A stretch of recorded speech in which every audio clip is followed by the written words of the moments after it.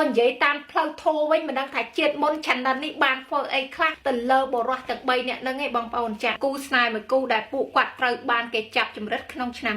2007គូស្នេហ៍មួយគូនេះខាងស្រីឈ្មោះ Shannon Christian អាយុ21ឆ្នាំនិងខាងប្រុសឈ្មោះ Christopher Newson អាយុ23ឆ្នាំពួកគាត់ទាំងពីរនាក់គឺជាប្រជាជនមកពីខាងទីក្រុង Knoxville រដ្ឋ Tennessee Christopher អង់គ្លេសភាគច្រើនគេហៅកាត់ថា Chris ដល់ពេលអញ្ចឹងខ្ញុំនឹងហៅគាត់ថា Chris Shannon ហើយនឹង Chris នេះពួកគាត់នៅថ្ងៃទី6ខែ1ឆ្នាំ2007ហ្នឹងត្រូវទៅចូលរួមពិធីជប់លៀងរបស់មិត្តភ័ក្តិម្ល៉េះហើយពេលរសៀលហ្នឹង Shannon នេះគាត់បានទៅជាមួយមិត្តភ័ក្តិផ្សេងទៀតទៅផ្ទះមិត្តភ័ក្តិដើម្បីរៀបចំខ្លួននៅផ្ទះមិត្តភ័ក្តិរបស់គាត់បន្ទាប់មករៀងល្ងាចបន្តិចមិត្តភ័ក្តិផ្សេងក៏នាំគ្នាចេញឡានទៅអស់ទៅហើយ Shannon នេះគាត់បានប្រាប់មិត្តភ័ក្តិគាត់ថាគាត់នឹងចាំ Chris មកទទួលគាត់អញ្ចឹង Chris ក៏បានមកដល់ហើយចុះទៅយក Shannon ពីបន្ទប់នឹងមកបន្ទាប់មកដើរមកឡានវិញហើយជាម៉ោង8ល្ងាចនៅពេលដែលពួកគាត់ដើរមកដល់ឡានវិញនេះមានមនុស្សប្រុស4នាក់ជនជាតិស្បែកខ្មៅឈរពាត់ឡានរបស់គាត់តែម្ដងមុនដំបូងគាត់អត់គិតអីច្រើនទេរបៀបដូចថាប្រហែលជាគេឈរនិយាយគ្នាអីចឹងរបៀបដូចថាពេលខ្លះមនុស្សយើងទុកចិត្តអ្នកដទៃខាងពេកដល់តែពេលគាត់ដើរទៅដល់ចិត្តនេះបុរសទាំងនោះ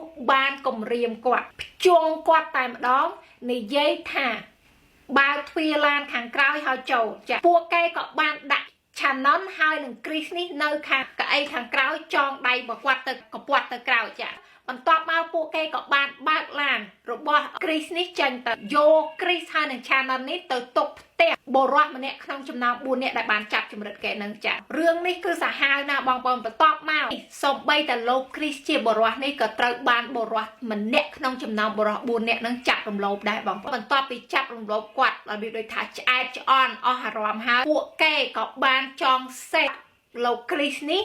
យកទៅទម្លាក់ចោលនៅកន្លែងផ្លូវរត់ផ្លូវមួយដែលស្ងាត់ឲ្យគាត់ពាក់តាអាវយឺតហើយនឹងលងលីអូដែរប៉ុន្តែខោពាក់កដាកផ្លូវណាបន្ទាប់មកចងដៃគាត់កពាត់ទៅក្រោយឲ្យគាត់ដើរបងប្អូនចាឲ្យគាត់ដើរទៅចេះតែដើរទៅបន្ទាប់ពីគាត់ដើររយៈពេលបានប្រហែលផងពួកវេក៏បាញ់គាត់ពីក្រោយមុនដំបូងពួកវេបាញ់ត្រូវជើងហើយស្មារបស់ Chris ចាដល់ពេលអញ្ចឹង Chris គាត់ដួលប៉ុន្តែគាត់អត់ទាន់បានបាត់បង់ជីវិតទេពួកអាបកាច់ហ្នឹងវាដើរទៅដល់ក៏ចាប់ផ្ដើមបាញ់ក្បាល Chris មកគ្រាប់ថែមទៀតដល់ពេលអញ្ចឹង Chris គាត់ក៏បានបាត់បង់ជីវិតបន្ទាប់ពីគាត់បានបាត់បង់ជីវិតហើយវាបានយកភួយរុំខ្លួនរបស់លោក Chris នេះបន្ទាប់មកវាចាក់សាំងដុតគាត់តែម្ដង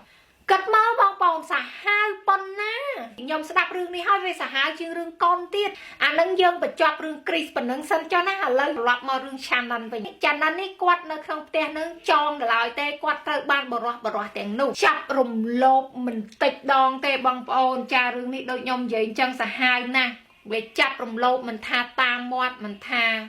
តាមរុនគូតមិនថាតាមប្រដាប់ភេទរបស់គាត់គឺវាធ្វើបាបគាត់ទាំងអស់បងប្អូនវាចែកគ្នាម្ដងហើយម្ដងទៀតម្ដងហើយម្ដងទៀតចាមិនត្រឹមតែរំលោភទេបងប្អូនវាវាយទាត់និយាយទៅកញ្ញា Shannon នៅពេលដែលប៉ូលីសរកគាត់ឃើញនេះគឺគាត់សោះសាច់បងប្អូនមុខមាត់គាត់ហើមកហើយសុទ្ធតែស្នាមវាយចា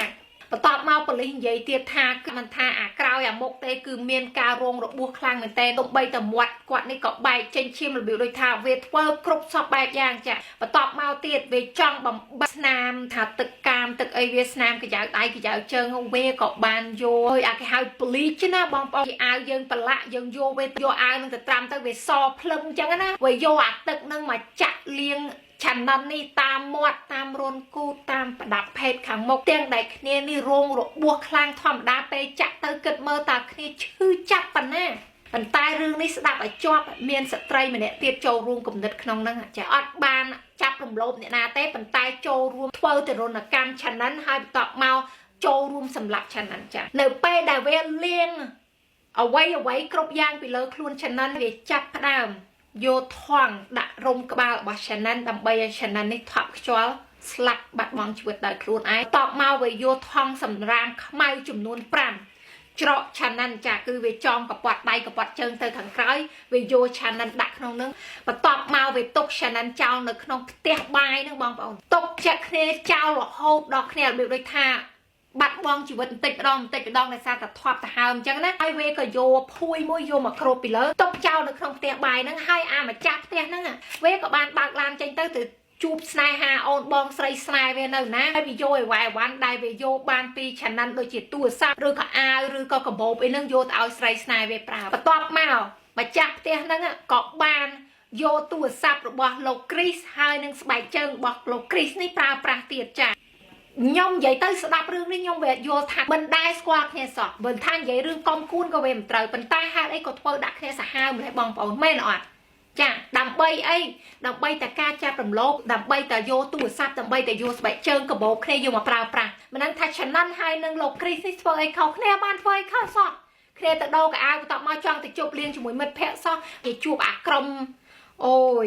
គិតមើលការបាត់បង់ជីវិតរបស់លោកគ្រីសហើយនឹងឆានណាន់នេះកើតឡើងគឺដោយសារតែពួកអាខួរក្បាលវាធ្វើពីខួរក្បាលចលែនក៏មិនដឹងធ្វើតែរនកម្មអាសូរតែចាប់ចម្រិតអាវយកតឡានទៅបាត់ទៅឬក៏ចាប់រំលោភគ្នាតែម្ដងឯងឲ្យគ្នាទៅទេទៅអត់បងប្អូនឲ្យធ្វើតែរនកម្មគ្នាសាហាវជាងអ្នកចាប់គុកឆ្ងាយណាស់បងប្អូនចាជនល្មើសនៅក្នុងរឿងរ៉ាវនេះសរុបទៅវាមាន5នាក់ប៉ុន្តែម្នាក់ជាប់ទោសស្រាលទេគឺដោយសារតែម្នាក់នឹងចូលរួមចាប់ចម្រិតគ្រីសហើយនឹងឆានណាន់ប៉ុន្តែអត់បានធ្វើការចាប់រំលោភប្លន់ទ្រព្យសម្បត្តិហើយនឹងសម្លាប់ទេឥឡូវជនល្មើសទី1ឈ្មោះ George Thomas កើតនៅថ្ងៃទី23ខែ1ឆ្នាំ1983ជនល្មើសទី2 Letavis Cubbins កើតនៅថ្ងៃទី20ខែ12ឆ្នាំ1982ជនល្មើសទី3ឈ្មោះ Limericus Davidson កើតនៅថ្ងៃទី13ខែ6ឆ្នាំ1981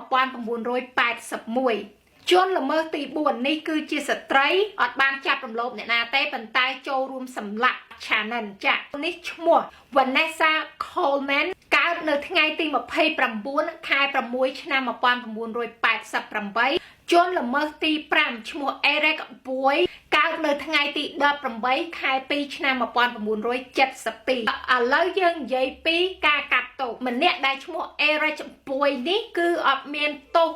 ពាក់ព័ន្ធជាមួយនឹងការចាប់រំលោភហើយសម្លាប់ទេគ្រាន់តែមានទោសក្នុងការចូលរួមចាប់ចម្រិតឆានណាន់ហើយនឹងគ្រីស្តាដល់ពេលអញ្ចឹងតឡាការបានកាត់ទោសអេរ៉ាក់នេះនៅថ្ងៃទី16ខែ4ឆ្នាំ2008ឲ្យជាប់ពន្ធនាគាររយៈពេល18ឆ្នាំចាឥឡូវយើងនិយាយពីជនល្មើស4នាក់ផ្សេងទៀតដែលតាក់ទងជាមួយនឹងការសម្លាប់ហើយនឹងចាប់រំលោភចានៅថ្ងៃទី25ខែ8ឆ្នាំ2009តឡាការបានសម្រេចចិត្តកាត់ទោសឲ្យលោក Letavis Cubbins ចាប់គុកអស់មួយជីវិតពីបទដែលគាត់បានចូលរួមរំលោភហើយនឹងសម្លាប់គ្រីសហើយនឹងឆានណាន់ចានៅថ្ងៃទី28ខែ10ឆ្នាំ2009បុរសម្នាក់នេះគឺជាម្ចាស់ផ្ទះតឡាការបានកាត់ទោសឲ្យ Lamarcus Davidson ជាប់គុករយៈពេល86ឆ្នាំចាពីបទដែលថាផ្ដាល់ទីតាំងផ្ដាល់កន្លែងចាប់ចម្រិតចាប់រំលោភហើយសម្លាប់គ្រីសហើយនឹងឆានណាន់ចាប៉ុន្តែក្រោយមកនៅក្នុងឆ្នាំ2016តឡាការនេះបានកាត់ទោសឲ្យ Lamarcus នេះជាប់គុកអស់មួយជីវិតជំនួសតាមវិញចាក់គ្មានថ្ងៃចេញតែម្ដងបន្ទាប់មកថ្ងៃទី8ខែ12ឆ្នាំ2009តឡាការបានកាត់ទោសឲ្យបរិសុទ្ធម្នាក់ទៀតដែលមានឈ្មោះថា George Thomas ជាប់គុកអស់មួយជីវិតហើយមិនអាចឡើងតឡាការសុំតវ៉ាក្តីនៅក្រៅឃុំឃាំងអីទេគឺគុកគ្មានពេលឃើញពន្លឺថ្ងៃចាស្ត្រីម្នាក់ដែលចូលរួមក្នុងរឿងរ៉ាវនេះអត់មានពាក់ព័ន្ធទៅនឹងការសម្លាប់របស់លោកគ្រីស្ទេប៉ុន្តែតាក់ទងទៅនឹងការធ្វើទរណកម្មនិងសម្លាប់ឆានណាន់ចាក្នុងថ្ងៃទី30ខែ7ឆ្នាំ2010តឡាការបានកាត់ទោសកញ្ញាវ៉ាណេសានេះជាប់គុករយៈពេល53ឆ្នាំក្នុងអំឡុងពេលឆ្នាំ2017នេះវ៉ាណេសាហើយនឹងមេធាវីរបស់នាងនេះបានឡើងតឡាការសារជាថ្មីសុំតឡាការនៅក្រៅឃុំឃាំងប៉ុន្តែក្រុមគ្រួសាររបស់ឆានណាន់ហើយនឹងគ្រីសបានសុំអង្វរតឡាការកុំឲ្យកញ្ញាវ៉ាណេសានេះនៅក្រៅឃុំឃាំងឲ្យសោះព្រោះអីទង្វើដែលនាងធ្វើដាក់ទៅលើឆានណាន់នេះវាកាចសាហាវខ្លាំងពេកបន្ទាប់មកនៅថ្ងៃទី8ខែ12ឆ្នាំ2020កញ្ញាវ៉ាណេសានេះបានឡើងតឡាការសារជាថ្មីសុំតឡាការនៅក្រៅឃុំឃាំងគេហៅអាវអនផារ៉ូលម្ដងទៀតប៉ុន្តែតឡាការនៅតែបោះជំហរដាច់ខាតថាពួកគេមិនអនុញ្ញាតឲ្យកញ្ញាវ៉ាណេសានេះនៅក្រៅឃុំឃាំងទេដល់ពេលអញ្ចឹងកញ្ញាវ៉ាណេសានេះអាចឡើងតឡាការសារជាថ្មីនៅក្នុងអំឡុងពេលឆ្នាំ2030 ដើម្បីសុំតឡាការនៅក្រៅឃុំឃាំងម្ដងទៀតម្លោះហើយ